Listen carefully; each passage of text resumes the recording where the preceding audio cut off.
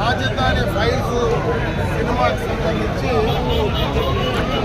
Party కార్యకర్తలు నాయకులతో కూడా కలిసి చూడడం జరిగింది. ఈ సినిమా రాష్ట్ర ప్రజలందరూ కూడా చూడవలసినటువంటి సినిమా. రాజధాని ప్రాంతానికి ఆ ప్రాంత రైతులు ఒక మంచి ఉద్దేశంతో అక్కడ ఉన్నటువంటి భూములన్నీ ఇచ్చినటువంటి సందర్భాన్ని గుర్తు చేసింది.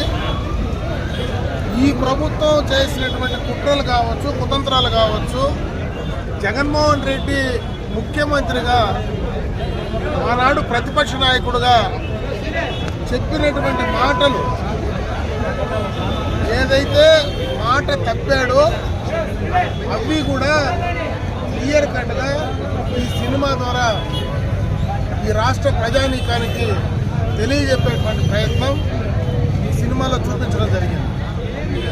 రాజధాని ఈ రాష్ట్రానికి ఎంత అవసరమో ఈ రాష్ట్ర ప్రజానీకానికి, ముఖ్యంగా యువకులకు రాష్ట్రానికి ఒక రాజధాని అవసరం అనేటువంటి ఒక విషయాన్ని ఈ సినిమా ద్వారా ఈ రాష్ట్ర ప్రజలకు తెలియజెప్పేటువంటి ప్రయత్నం ఆ సినిమా చూపించడం జరిగింది. చాలామంది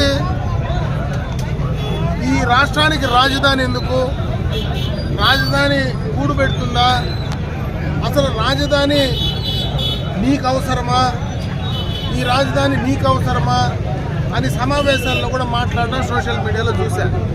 నేను అడుగుతా ఉన్నా, అసలు రాజధాని లేనటువంటి రాష్ట్రాలు ఏవైనా భారతదేశంలో ఉన్నాయా? రాష్ట్రానికి రాజధాని లేకపోతే దేశానికి రాజధాని ఎందుకు?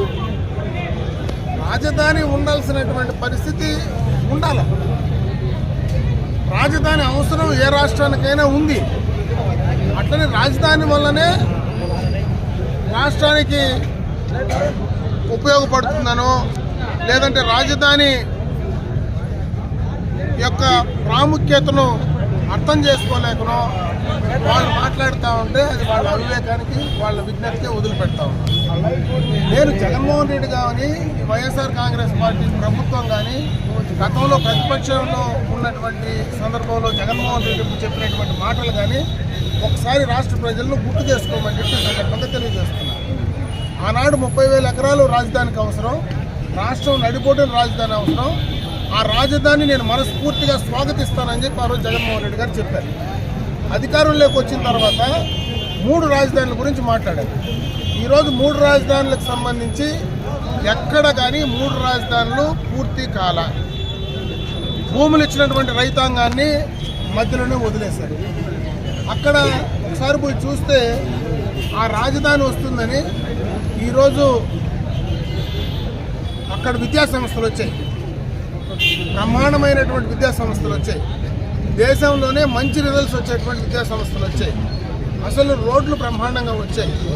ఆడ అసెంబ్లీ కావచ్చు, అదేవిధంగా శాసనసభ్యులకు ఉన్నటువంటి రెసిడెన్షియల్ కావచ్చు, మంత్రులు కావచ్చు, ఉద్యోగస్తులు కావచ్చు, అవన్నీ కూడా మధ్యలోనే అర్థాంతంగా నిలిపేశారు.